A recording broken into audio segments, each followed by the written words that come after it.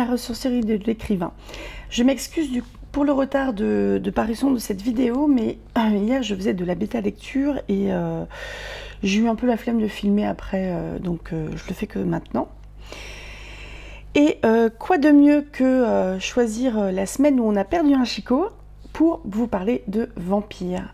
C'est une idée de vidéo qui me passait par la tête, qui me trottait dans la tête depuis quelques mois, parce qu'on va se rapprocher gentiment d'Halloween, des mois qui font peur, des mois sombres, etc.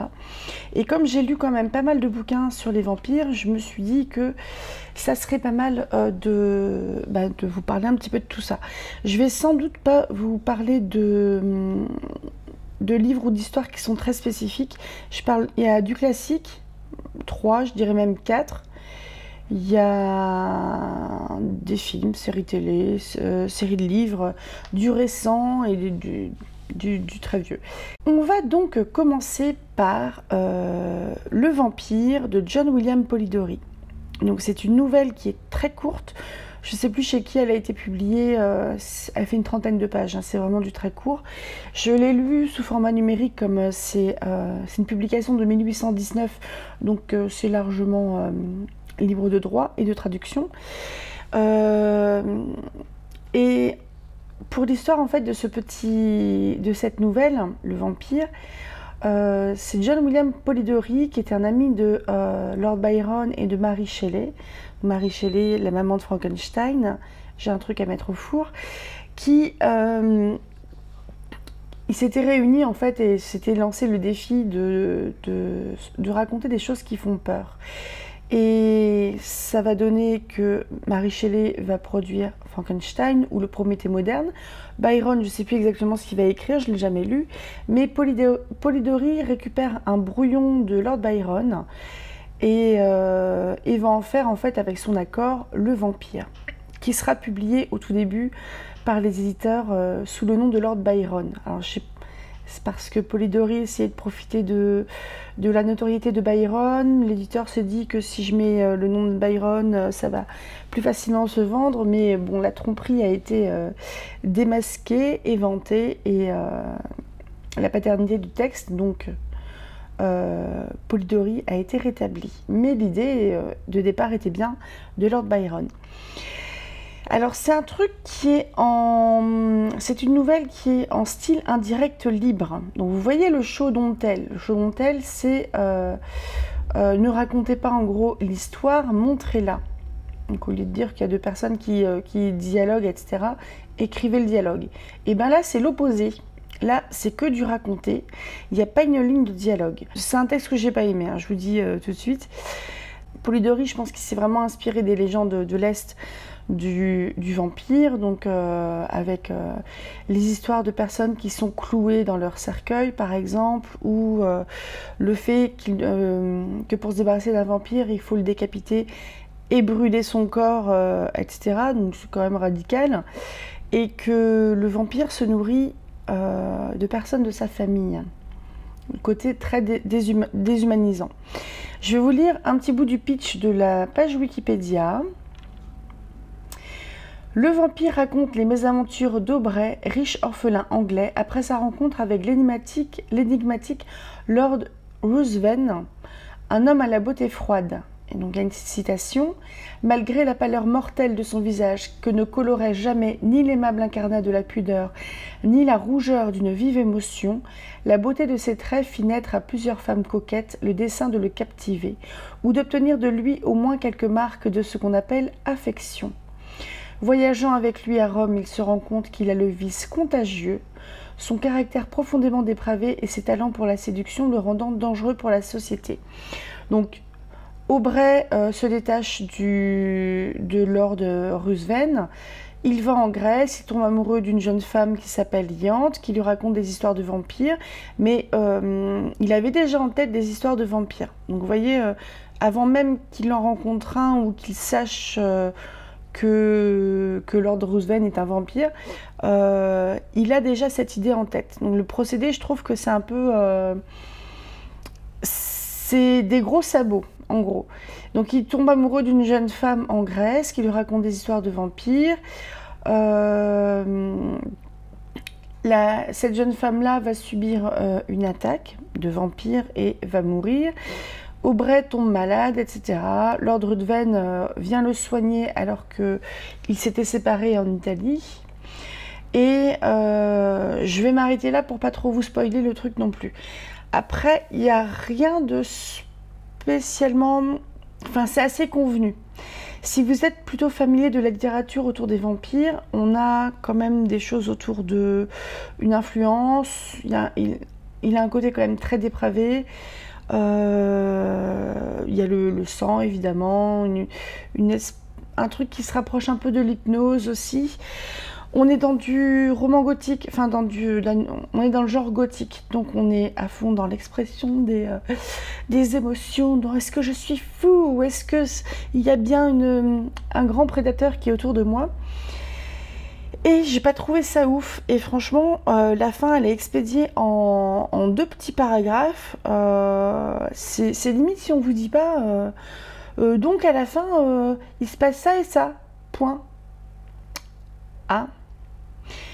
Mais si vous êtes intéressé par la littérature vampire, allez-y. C'est un texte qui est court, vous pouvez le trouver sur les réseaux facilement parce que il est libre de droit. La plume est jolie. Après, bon, moi j'ai pas été fan.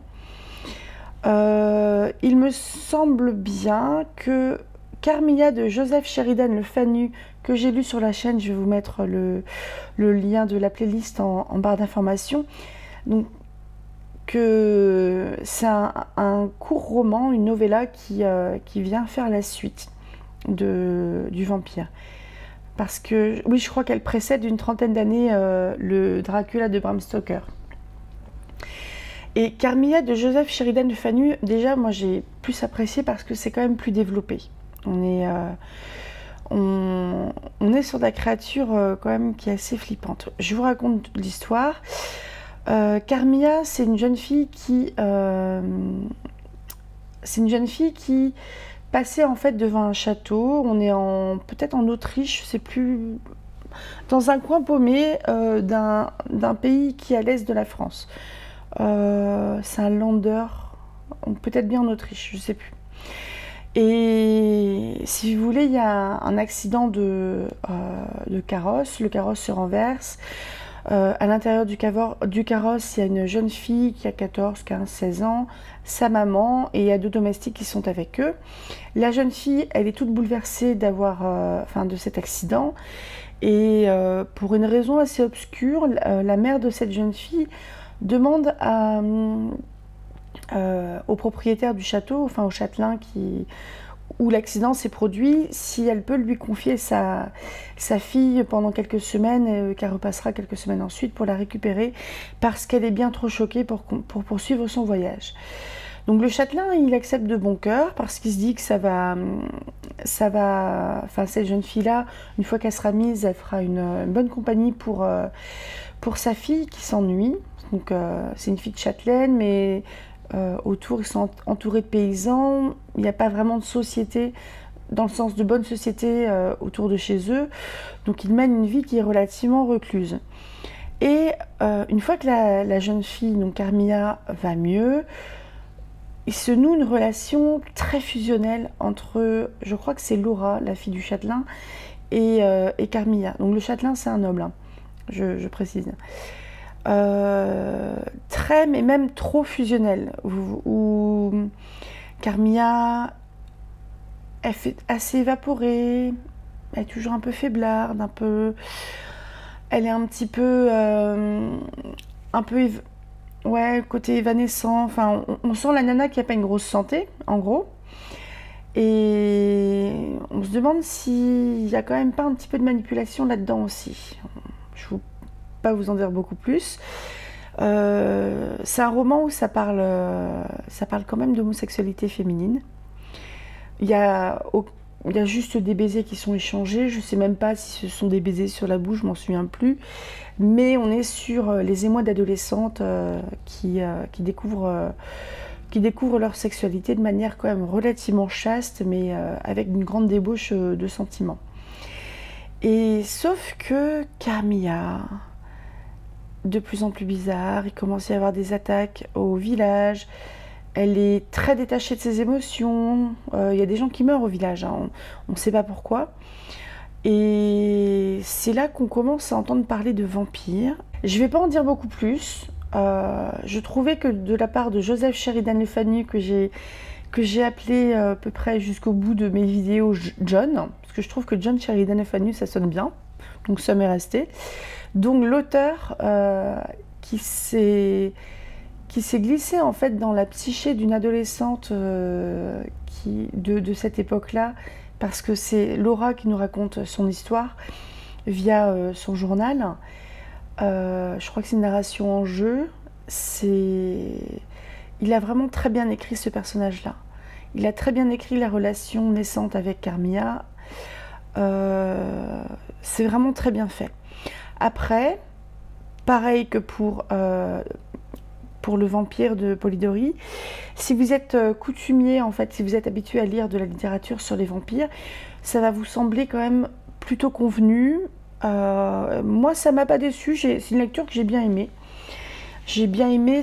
Il y a un charme certain. Franchement, c'est une lecture qui va rester.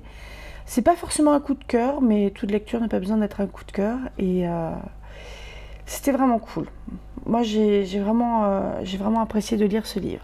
Je vais mettre mon gratin au four, je reviens. On va passer ensuite, évidemment, à Dracula de Bram Stoker. Dracula, on est sur une publication qui a eu lieu vraiment toute fin 1800, il me semble. Peut-être dans les 1870, un truc comme ça. Je crois que Carmilla, c'est 1840, un truc comme ça. Je vous mettrai dans des bubules si ça vous intéresse. Dracula de Bram Stoker, alors je l'ai lu quand j'étais adolescente, je l'ai réécouté en livre audio il y a peut-être 2 ans. Par contre, la difficulté que j'ai avec les livres audio, très souvent, c'est que je retiens beaucoup moins que si je l'avais lu avec mes yeux. Jonathan Harker, en voyage d'affaires en Europe de l'Est, décrit son périple à travers l'une des régions les plus isolées de l'Europe. Jeune clerc de notaire, il part à la rencontre d'un noble de Transylvanie, le comte Dracula, avec qui il doit engager une transaction immobilière. Au vieil hôtel de Bistritz, où il séjourne avant la dernière étape du voyage, une lettre de Dracula l'attend. Jonathan se repose avant de partir le lendemain pour le col de Borgo, donc on précise le col de Tiouta, ça a dû être renommé, où l'attendra la voiture du comte. Le propriétaire de l'hôtel et son épouse essaient de dissuader Jonathan de se rendre au château de Dracula, l'avertissant que le lendemain est le jour de Saint-Georges et qu'à la veille à minuit, le mal est à son apogée. Quand il insiste sur son devoir, l'épouse de l'aubergiste lui offre son crucifix, que ce dernier refuse dans un premier temps, y voyant de l'idolâtrie avant de l'accepter. Sur le trajet de la diligence, ses compagnons de voyage, en apprenant où il va, le traitent avec une sorte de sympathie préoccupée, lui donnant des cadeaux et le protégeant avec des charmes. Le cocher parvient au col de Borgo avec 1 heure d'avance. Il essaye alors de convaincre Jonathan que le cocher de Dracula pourrait ne pas venir ce soir et qu'il devrait poursuivre avec le reste des voyageurs jusqu'en Bucovine. À ce moment, un cocher au regard effrayant arrive sur une diligence tirée par 4 chevaux noirs et embarque Jonathan. À plusieurs reprises, des loups suivent la voiture. Le trajet se termine sur l'apparition du château de Dracula. Je vais m'arrêter ici pour pas vous spoiler non plus. Donc Dracula, je me souvenais plus que c'est bien épistolaire parce que de mémoire, il écrit à... C'est pas sa femme, Mina. Il me semble pas que ce soit sa femme, ça doit être sa fiancée, quelque chose comme ça. Il va rencontrer donc le personnage de Dracula, qui est un vieil homme assez effrayant, puissant. On est vraiment dans le château gothique, hein. Vous voyez, l'humidité, c'est limite s'il n'y a pas la tapisserie qui pèle, des rats qui circulent dans le château, etc. Là, on est encore sur un livre gothique à fond les ballons. Donc, Jonathan Harker, il va être de plus en plus gagné par une peur parce qu'il sent des présences. Il y a des jeunes femmes qui sont dans le château qui sont complètement flippantes de mémoire. C'est un bouquin qui peut faire peur. Je pourrais le déconseiller quand même à des adolescents parce que ça peut être impressionnant. Je suis impressionnable, moi. Et c'est vraiment quelque chose de flippant. Et de plus en plus, en fait, le comte Dracula va utiliser cette peur qu'il provoque. Parce que là, on a quand même pas mal de gens dans le village qui ont dit à Jonathan Harker, « Ouh là là, mais n'allez pas là-bas, c'est le démon. » Au bout d'un moment, si vous devez aller quelque part et qu'on vous file des crucifix, de l'eau bénite et de l'ail, moi j'irais pas. Non, je sais pas, je suis pas superstitieuse. Mais ça joue vraiment sur la peur de Jonathan Harker, sur ce comte Dracula qui est complètement au courant en fait de l'apparence qu'il a, de l'espèce d'aura, de malfaisance. On a des sensations d'être observé, des choses qui bougent, et des choses qui grimpent les murs. Il y a les loups, il y a les chauves-souris. C'est vraiment de quoi faire flipper en fait. Un peu tous les clichés en fait des films d'horreur de maintenant, vous les trouvez dans le conte Dracula, dans Dracula. Et je pense que c'est de là que ça vient, l'espèce de lien qui se crée dans la littérature d'aujourd'hui entre les vampires et les loups-garous, qui s'apprécient pas trop. Je trouvais ça pas mal d'ailleurs. Alors, ma lecture remonte à pas mal de temps, mais je me souviens quand même que ça voyage pas mal, parce qu'à un moment, Jonathan va repartir à Londres, Dracula va le rejoindre, et là où, par exemple, dans Le Vampire ou dans Carmilla, les vampires peuvent sortir au soleil, Dracula, non. Donc Dracula, c'est celui qui va apporter en fait à la littérature sur les vampires le fait que le vampire ne peut pas sortir au soleil, il me semble bien, hein, et que pour voyager, en fait, il doit voyager dans son cercueil avec la terre dans laquelle il a été enterré. Quelque chose comme ça. Et il me semble qu'il faut bien qu'il se repose dans cette terre. Donc évidemment après il se nourrit. Enfin, il me semble bien qu'il y a la transformation aussi en chauve-souris dans Dracula. C'est un livre que j'ai aimé parce que gothique. Moi j'aime de plus en plus en fait les livres gothiques. Mais après le côté épistolaire, je trouve que ça fait maintenir une distance avec des personnages, ce qui fait qu'on est... Enfin, moi, je suis moins immergée dedans, de manière générale. J'en ai pas lu tant que ça des livres épistolaires. Mais... oui, c'est un livre à lire. Clairement, si vous êtes intéressé par la littérature sur les vampires, Dracula, c'est un livre à lire. C'est super intéressant. De mémoire, c'était une très belle langue aussi. C'est bien écrit. Ça finit pas forcément super bien, mais franchement, c'est vraiment pas mal. C'est vraiment très bien. Après, je pense qu'on peut toujours considérer que c'est du classique, mais non, peut-être pas un siècle, mais presque 100 ans plus tard, avec les Chroniques des vampires de Anne Rice. Donc c'est une série de livres qui est assez énorme. Il y a 15 livres sur les vampires. Par contre, ça peut être, je pense, une chenille à trouver aujourd'hui. Ça commence avec Entretien avec un vampire qui est centré sur Louis, qui est le narrateur. Ensuite, on va être du côté plutôt de Lestat sur beaucoup de livres avant de changer de temps en temps quand il y aura par exemple Armand ou des choses comme ça. Le truc qui est très intéressant dans les Chroniques de vampires de Anne Rice, c'est qu'elle va prendre en fait toutes ces choses qui circulaient dans la littérature vampire et elle va se les réapproprier et les transformer. Entretien avec un vampire, je vais vous dire aussi pourquoi j'y reviens et qu'est-ce qui m'a donné l'idée de cette vidéo, c'est que j'ai découvert que j'avais Paramount sur Canal+. Donc je me suis fait la première saison de Entretien avec un vampire, qui est très bonne série, qui prend quelques libertés avec le matériau de base parce qu'il y a un bond dans le temps par rapport à la naissance et la renaissance, on va dire, de Lestat et de Louis, ce qui n'est pas gênant. Moi j'aime bien comment ça s'est fait, mais Dans la série, en gros, ça se passe un peu avant la Première Guerre mondiale. Dans les bouquins, on est vraiment au 19e siècle. Bref, Entretien avec un vampire, ça commence un peu comme une blague. C'est un journaliste en fait qui rencontre un vampire dans un bar. Donc les vampires, on est vraiment dans du fantastique, donc leur société est secrète, leur existence aussi. Les humains ne savent pas qu'ils existent. Et Louis va sympathiser avec ce journaliste et va ressentir le besoin de raconter son histoire. Louis, il faut savoir que c'est un personnage qui peut être chiant, honnêtement, parce que dans le souvenir que j'ai, c'est un personnage qui est très plaintif. Mais c'est un personnage en fait qui est assez déchiré entre le bien et le mal, sa condition de vampire qui fait qu'il doit tuer pour se nourrir, tuer des gens aussi, et il est très en crise existentielle un peu constante, Louis.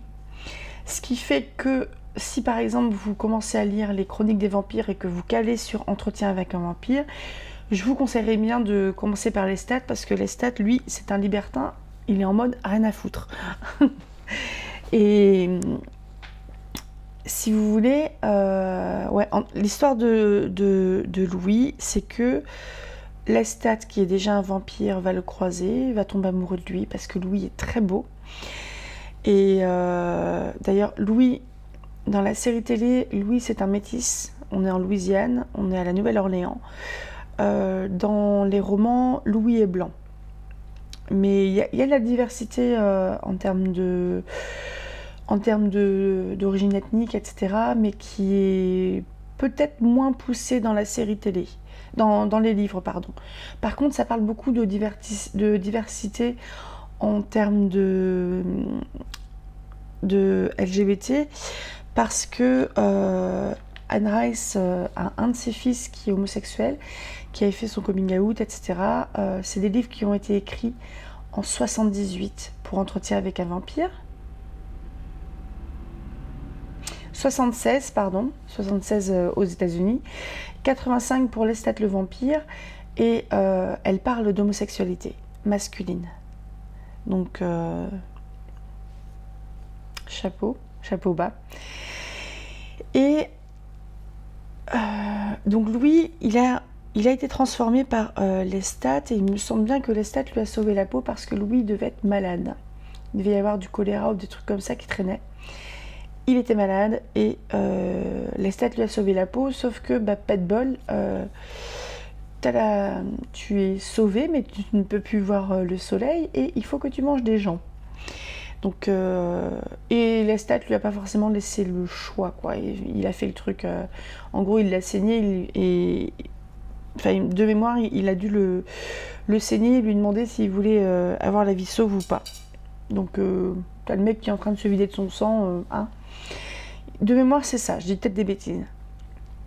Et on va être dans une relation très forte entre Lestat et Louis, une relation amoureuse, où Louis, je pense qu'il a aussi des difficultés avec à la fois sa nouvelle nature de vampire et à la fois avec son attirance pour un homme, parce qu'on est quand même, on est au 19e siècle, c'est illégal. C'est réprouvé par la religion. Ils sont chrétiens protestants sans doute aux États-Unis, je sais pas. Et bref, c'est pas bien, quoi. Et on a une relation très forte et une relation très je t'aime plus, où ça peut se foutre sur la tronche en gros, mais en mode vampire, donc ils se font traverser les murs en gros. Et il y a une scène par exemple comme ça qui est illustrée dans la série télé, qui est quand même archi violente. Ils ont défoncé la maison tous les deux, mais qui est très très violente, quoi. Alors c'est des lectures qui remontent, hein. Moi j'ai lu ça quand j'étais adolescente, donc ça remonte vraiment, mais je pense que je vais reprendre la lecture, un de ces quatre. Et les livres suivants, Lestat le vampire, La reine des damnés, Le voleur de corps, Memnoch, ceux-là je les ai lus sûrs. Méric je l'ai lu, Le sang et l'or, je ne l'ai pas lu. Bref, je vous mettrai le lien en barre d'infos. Je suis sur la page Wiki tout simplement. Mais j'ai l'impression que c'est une autrice qui s'est fait complètement déborder par un personnage secondaire du roman Entretien avec un vampire. Parce que là où on a un Louis qui est un peu ouin-ouin, un peu à se plaindre beaucoup, Lestat, il n'est plus là-dedans en fait. Peut-être que au début, quand il a été transformé, etc., et cette transformation à Lestat, elle est quand même bien costaud parce qu'il a été enlevé en gros par un vampire. Je ne savais pas ce que c'était. Si c'est bien retranscrit dans la série télé, c'est ce qui s'est passé. Le vampire l'a saigné, lui a filé son sang, l'a refoutu dans une pièce où il était entouré de cadavres d'hommes qui lui ressemblaient, donc des blonds aux yeux bleus, des beaux gars.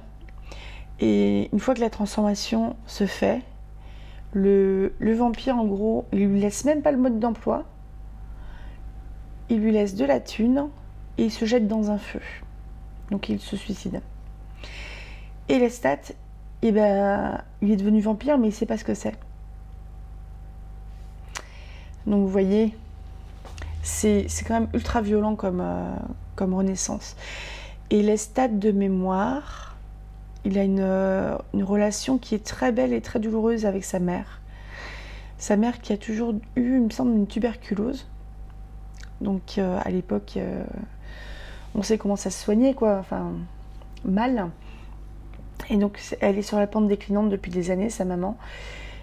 Et Lestat la sauve. La sauve et elle devient aussi une vampire.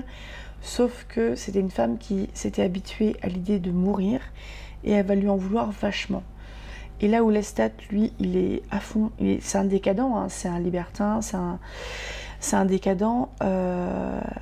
Sa mère, qui est quand même d'une autre génération, elle va vivre complètement autrement son état de vampire. Et je trouve que Gabriel, c'est un super personnage. Il y a toute une...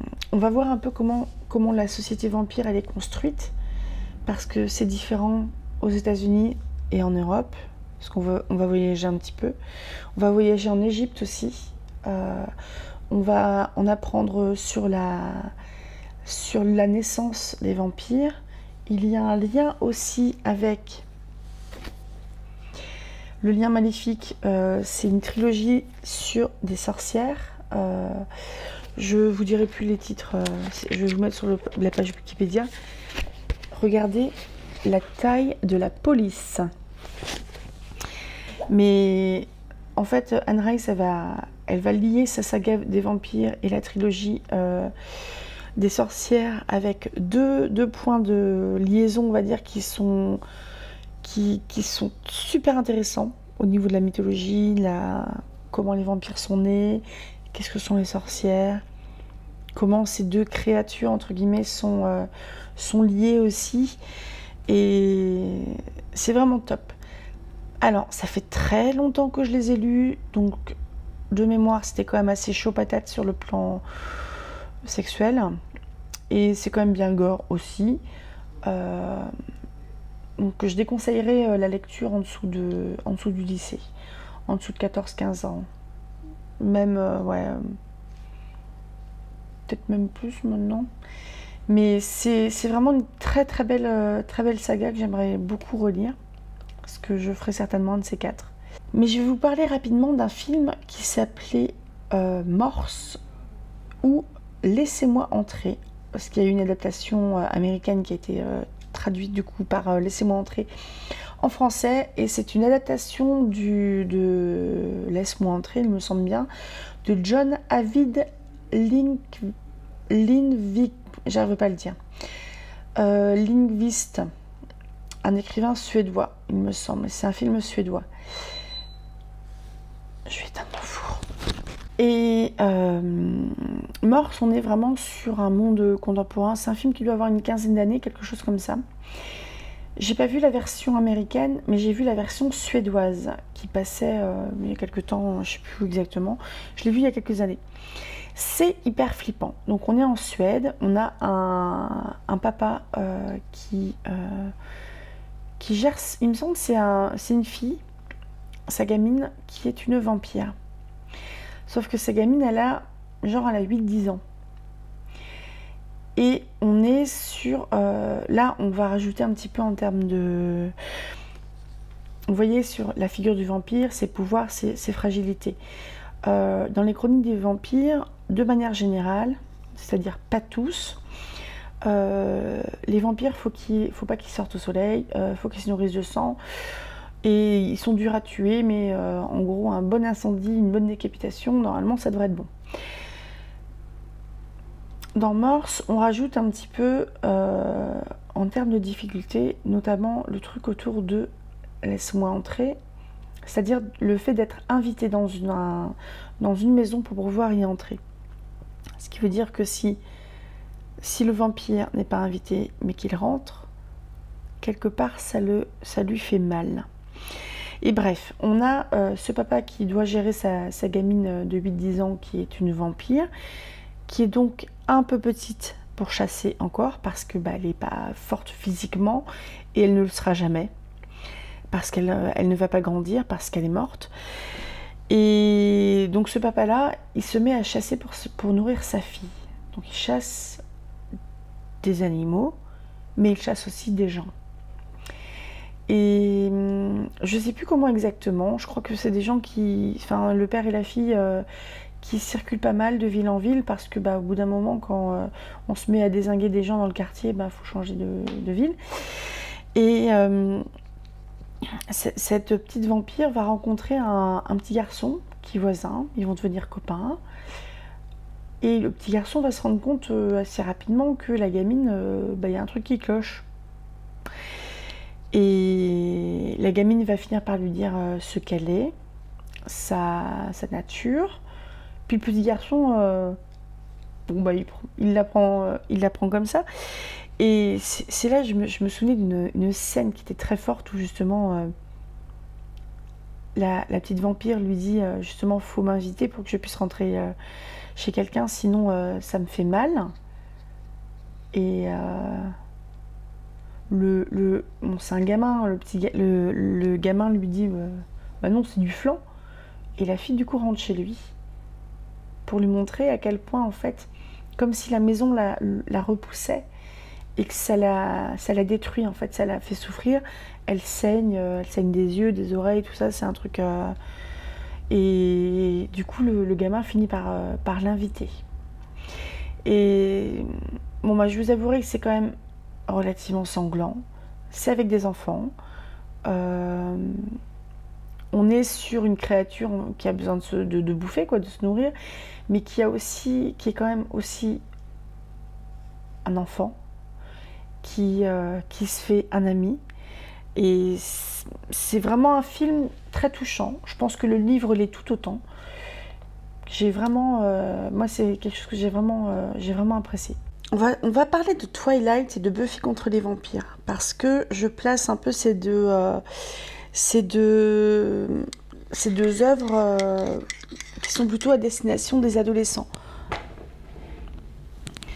Donc Twilight, c'est un livre c'est 4 livres, il me semble qu'il n'y en a pas plus, de Stephenie Meyer qui ont été adaptés au cinéma. En 4 films, il me semble. J'ai tout lu, j'ai tout vu, je n'y retournerai pas. Je trouve pas forcément le truc fifou, mais après j'en ai pas des grands souvenirs non plus. On se retrouve dans une petite ville du nord des États-Unis, vraiment au nord où il fait pas beau, quoi, il pleut tout le temps. Et Bella, c'est une adolescente qui doit avoir 15-16 ans, qui est partie vivre chez son père. Je sais plus exactement pour quelle raison, parce que elle s'entend pas très bien avec lui, sans que ce soit forcément des disputes, hein. C'est plus qu'ils se connaissent pas très bien, donc ils ont pas grand chose à se dire. Et j'ai le souvenir en fait qu'au début, elle a un petit peu envie de faire payer à son père le fait d'être retournée vivre chez lui. Je sais plus exactement pourquoi. Et au lycée, elle rencontre Edward. Il y a d'autres Edward Cullen. Il y a d'autres d'autres colonnes aussi, ce qui me semble qu'ils sont 3 ou 4 lycéens. On se retrouve avec un peu le poncif, le gros cliché de la frêle jeune fille innocente, fragile, qu'il faut défendre, et l'homme un peu sombre et ténébreux qui doit la protéger. Ce qui me saoule un peu, surtout dans cet univers-là. Donc en gros, Edward, c'est un vampire. Il a la peau qui est très dure. Quand il va au soleil, que le soleil touche directement sa peau, il brille. C'est un vampire à paillettes. Au moins, il y a le privilège de l'originalité là-dessus. En fait, la famille Cullen, c'est... Alors, il me semble bien que le père, c'était un médecin qui a transformé Edward. Je ne sais plus s'il a transformé les autres ou pas, parce qu'il a une épouse et il y a 3 ou 4 adolescents. Enfin, qui ont une apparence, entre guillemets, d'adolescents. Bon, pas forcément dans les films, parce qu'ils ont tous 30 ans, mais... En fait, ils s'installent à chaque fois dans une ville. Les enfants, entre guillemets, vont au lycée. Les adultes travaillent. Ils restent quelques années et ils repartent. Et ils repartent. Et ils repartent. Ils font ça depuis toujours. Enfin, ils font ça depuis très longtemps. Et bon, sur le principe, pourquoi pas, mais j'en garde un souvenir pas fifou. Il y avait des trucs qui étaient assez touchants dans la relation entre Bella et Edward. Il y avait un travail aussi au niveau du world building, mais je sais qu'il y avait les Volturi qui étaient des méchants, mais alors je m'en souviens plus trop, et moi j'ai pas vraiment kiffé. Je me souviens juste que j'avais apprécié le fait qu'il montre Bella à un moment, peut-être dans le deuxième livre, deuxième film. Ça a cassé avec Edward. On est parti sur un classique, non mais on ne peut pas être ensemble, je te mets en danger. Donc le couple s'est cassé. Et en gros, elle sombre, elle déprime. Et il y a même des chapitres qui sont vides. Ça fait par exemple chapitre 3, rien. Enfin, blanc. Chapitre 4, blanc. Chapitre 5, blanc. Alors, je ne sais plus si c'était noté chapitre 3, chapitre 4 ou des mois. Des mois vides. Et ça représente vraiment le côté dépression et le vide qu'on peut ressentir par rapport à la dépression. Mais j'en dirai pas plus parce que je m'en souviens plus et que j'ai pas envie de les relire spécialement. Pourtant, j'ai pas lu ça quand j'étais ado. Hein. J'ai dû les lire et les voir quand j'étais jeune adulte. Mais ça m'a pas emballé plus que ça. Autre chose qui était aussi pour adolescents, et là qui a un côté plus fun et qui est un peu plus travaillé, mais là on est dans un bestiaire entre guillemets, enfin de créatures fantastiques qui est beaucoup plus grand, c'est Buffy contre les vampires. Je sais plus qui est le réalisateur, mais en gros c'est dans une petite ville probablement du sud des États-Unis, Sunnydale. On a une jeune fille, Buffy, vous avez vu le blanc, une jeune fille Buffy qui est au lycée, qui est également la sauveuse. Donc ce qu'elle va pas apprendre tout de suite, d'ailleurs, elle va quasiment tout de suite, mais pas tout de suite. Elle ne le sait pas au début.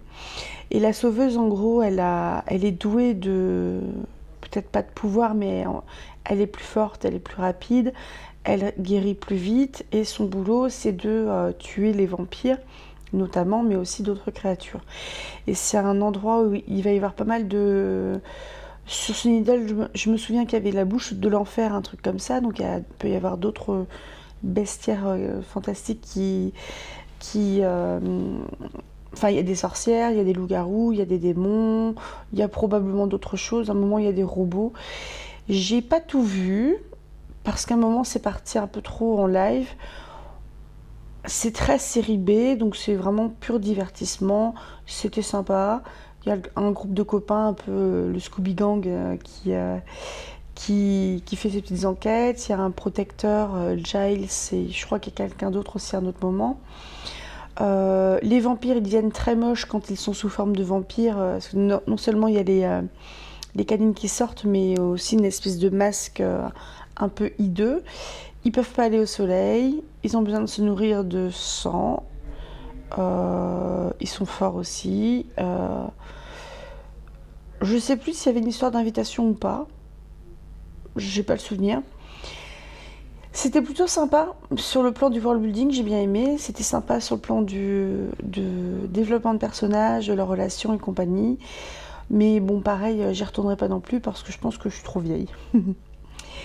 Et ensuite, on va passer du côté de l'urban fantasy avec 2 séries.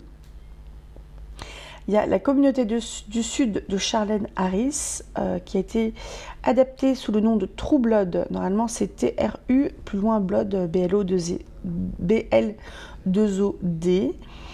Ou sud des États-Unis, probablement Louisiane, c'est à côté de Shreveport. On a Sookie Stackhouse, qui est une jeune serveuse télépathe. Et donc elle a le pouvoir d'écouter toutes les pensées. Et il me semble que le premier vampire qu'elle va rencontrer, parce que les vampires ont fait leur vampire out et ont révélé leur existence, parce que le True Blood est un substitut au sang humain, ce qui fait qu'ils peuvent maintenant, de manière officielle, et on va dire plutôt ceux qui veulent, ils peuvent côtoyer les humains au grand jour, sans vouloir les bouffer, parce qu'ils ont le True Blood pour se nourrir. Dans la pratique, ceux qui veulent bouffer quelqu'un de temps en temps, ils vont bouffer quelqu'un. Et c'était intéressant. Bon, on est vraiment aussi là sur du pur divertissement. On est aussi dans un univers où il n'y a pas que les vampires, il y a des loups-garous, il y a des métamorphes, il y a des fées, il doit y avoir des sorcières aussi, un peu comme à la Buffy. C'est beaucoup plus pour adultes, c'est gore, mais c'est le gore rigolo en fait au niveau de la série télé. C'est très sexuel quand même, beaucoup moins que ce que je vais vous dire après. Et Sookie, donc le premier vampire qu'elle va rencontrer, c'est Bill, et en fait elle ne peut pas écouter les pensées des vampires parce qu'ils sont morts. Comme ils sont morts, elle devait capter une espèce de fréquence, une fréquence cérébrale, et là il n'y a plus rien, ils sont morts. Donc elle ne peut pas écouter leurs pensées. Et le truc que j'ai trouvé très intéressant, parce que j'en ai lu pas mal, hein, il y a quand même, je pense qu'il y en a une quinzaine peut-être de bouquins de la Communauté du Sud. Je sais que j'ai trouvé ça très bien jusqu'au 6 inclus, et j'ai l'impression qu'après, dans mes souvenirs, ça a un petit peu décru. Parce que, en fait, à un moment, je pense qu'il faut savoir arrêter une série. Et si vous voulez, on a une jeune femme qui va de plus en plus être impliquée dans les affaires des vampires.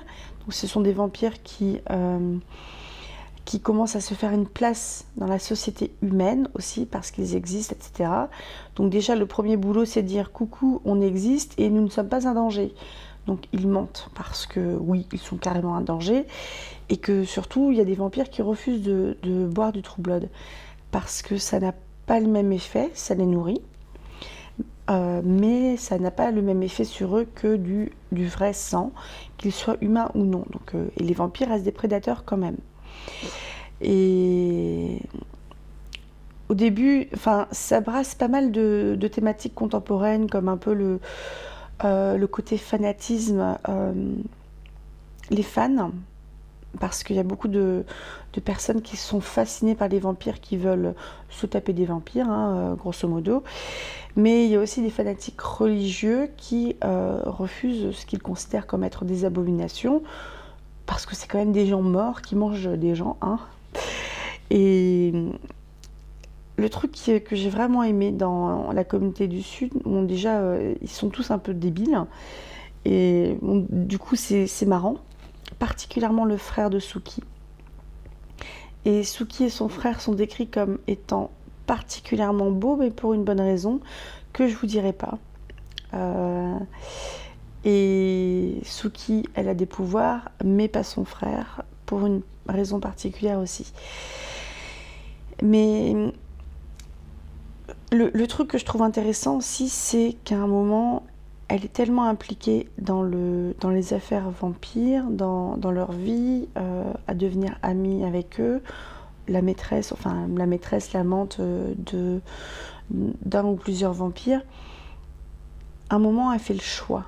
Il y a un énorme événement, je crois que c'est des événements qui tournent un petit peu autour de... Il y a des gens qui butent des vampires.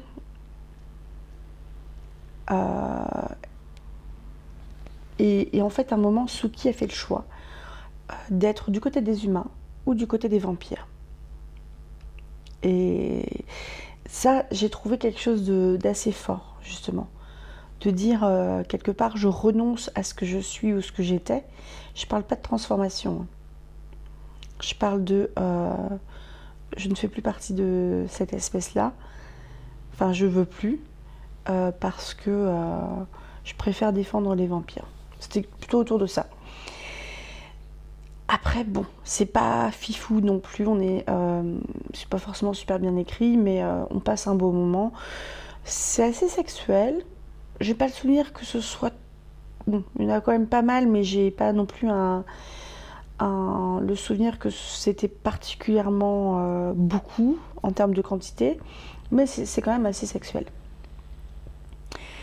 On passe ensuite à autre série que j'ai laissé tomber, celle-là, parce qu'à un moment, en fait, le scénario a commencé à baisser au rythme de l'importance des scènes sexuelles. C'est Anita Blake de Lauren K. Hamilton. J'en ai déjà parlé comme ça en passant dans certaines vidéos. Je crois aussi, on est dans le sud des États-Unis. Anita Blake, si je me trompe pas, c'est une jeune femme dont le boulot est de réveiller les morts, donc les gens qui ont été tués par exemple, pour résoudre des affaires criminelles. Elle est détective ou quelque chose, je ne sais plus exactement comment. On est dans un univers où ce qu'elle fait, c'est parfaitement normal. Les loups-garous, ils existent, tout le monde le sait. Les vampires existent, tout le monde le sait. Les vampires, ils travaillent dans le milieu de la nuit, forcément. Et les loups-garous, je ne sais plus exactement dans quoi. Je ne vais pas avoir un souvenir de fou de comment c'était foutu parce que à la fin, ça m'a saoulée. Donc j'ai arrêté de lire et j'ai tout bazardé. Et j'y retournerai pas. Comme True Blood. Hein. True Blood, j'ai passé un bon moment, mais j'y retournerai pas non plus. Mais... Ah oui, c'était assez plein de clichés. Par exemple, le vampire, qui avait 200 ans, il est français, il s'appelle Jean-Claude. Donc, à tous les Jean-Claude, je suis désolée, mais c'est pas un prénom qui est très sexy. Peut-être qu'il l'était il y a 50 ans. Là, maintenant, c'est plus le cas, mais visiblement, le prénom Jean-Claude, aux États-Unis, il y a 20 ans, c'était sexy. Donc, allez aux États-Unis. Si vous avez envie de rencontrer quelqu'un. Bon, je plaisante. Mais il y a des trucs qui étaient intéressants. Parce que donc, cette femme-là, elle a le pouvoir, au travers d'un rituel qui peut ressembler un peu magie noire, vaudou, vous voyez, de relever un mort, lui demander comment il a été tué et de le recoucher, en fait, lui enlever le substitut de vie, de vitalité qui lui avait été donné, le temps de répondre à quelques questions. Sauf que, dans cet univers-là, truc que je trouve très intéressant comme approche, les vampires, ils meurent quand le soleil se lève. Tous. C'est pour ça qu'ils ont bien intérêt d'être à l'abri, parce que s'ils sont dehors et que le soleil se lève et les touche, ils meurent et ils grillent. Et ils sont morts définitifs. Donc ils meurent réellement. Donc tous les soirs, ils agonisent et ils meurent. Tous les matins, ils se réaniment. Mais du coup, Anita, qui relève les morts, oui, elle peut relever les vampires en journée. Donc elle est hyper dangereuse. Et ça, ils vont pas le découvrir tout de suite. Et je trouve que c'est très très bien trouvé de la part de l'autrice, donc Laurel K. Hamilton. Anita va se découvrir des pouvoirs aussi, à part le fait, je crois que c'est l'équivalent d'une sorcière, un truc comme ça. Et elle va se trouver des pouvoirs par rapport aux animaux, aux garous. Elle a une magie autour de la sexualité. Et Ce qui fait qu'à un moment, son nombre de partenaires va se multiplier de manière complètement exponentielle et bon, j'ai lâché l'affaire. Mais en fait, elle a un côté à la fin très Marissou parce que elle a quand même un sacré pouvoir à la fois sur les vampires, parce qu'en gros, s'il y a un vampire qui lui plaît pas, elle lui dit de se lever et puis d'aller prendre un petit bain de soleil en plein midi. Et vlouf, a pu vampire. Mais elle a également un pouvoir sur les garous, donc des loups, des tigres, des hyènes, des chacals, n'importe quoi. Et là, c'est au travers d'une magie sexuelle. Ce qui veut dire qu'évidemment, des scènes érotiques, il y en avait beaucoup. Et ça m'a grave saoulée. Mais je trouvais que c'était quand même une histoire qui était pleine de bonnes idées. Et enfin, revenons-en à nos vampires avec Je suis une légende de... Je crois que c'est Richard Matheson, parce que je n'ai pas écrit... Je suis une légende, je vérifie. Donc c'est un roman de Richard Matheson qui a été publié... qui a été adapté surtout dans un film en 2007. Ouais, c'est Richard Matheson. Paru en 54, adapté en 64, 71 et 2007. On est sur un post-apo. C'est un roman de SF. Attendez, je vais aller choper un... Je suis une légende, c'est le dernier homme sur Terre. Seul être humain à ne pas avoir subi les conséquences d'une pandémie ayant inexorablement transformé les victimes infectées en créatures représentant des caractéristiques attribuables à la fois aux vampires et aux morts vivants. C'est vrai qu'on est un peu dans un entre-deux. Ils craignent le soleil, mais j'ai l'impression qu'ils vont peut-être plus se nourrir de chair que de sang. Et ce gars-là, c'est terrifiant. Mais à la fois, le film, il retranscrit vachement bien le côté terrifiant la nuit. Parce que dès que la nuit arrive, ils sortent tous. Et Robert Neville, c'est le dernier homme sur Terre. Donc dès que la nuit tombe, lui, il se barricade. Je crois qu'il ne passe jamais la nuit dans un même endroit. Et en gros, il se barricade et puis il prie pour pas se faire bouffer. Et il a un chien, il a un berger allemand, il me semble, un truc comme ça.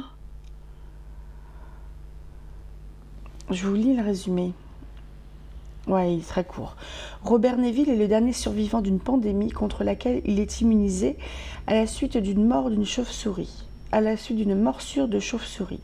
Je parle bien du roman là. Hein. Cette épidémie est causée par un bacille qui transforma les gens en êtres décharnés et cannibales, trop sensibles aux UV pour survivre à la lumière du soleil. Neville tient tête depuis 3 ans à cette nouvelle espèce parmi laquelle se trouvent ses anciens amis et voisins, devenus des vampires nocturnes et sauvages. Donc on est un peu dans...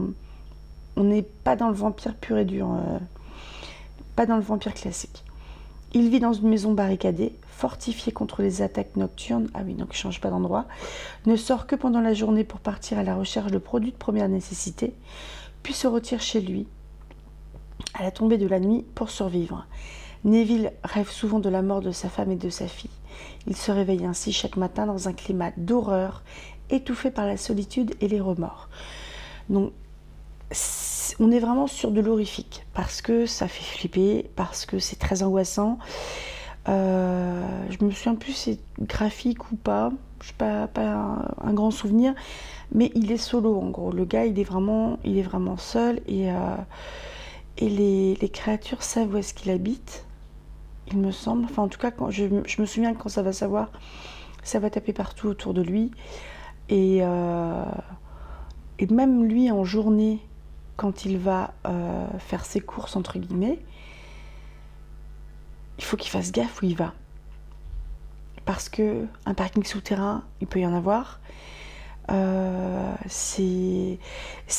plus, c'est un Alors je mélange sans doute avec le film, mais il me semble que c'est un virus, un bacille qui n'a pas touché que les hommes, ça touche aussi les animaux. Donc il peut tomber sur je sais pas, des chimpanzés, des singes de laboratoire ou des chiens qui sont décharnés et affamés.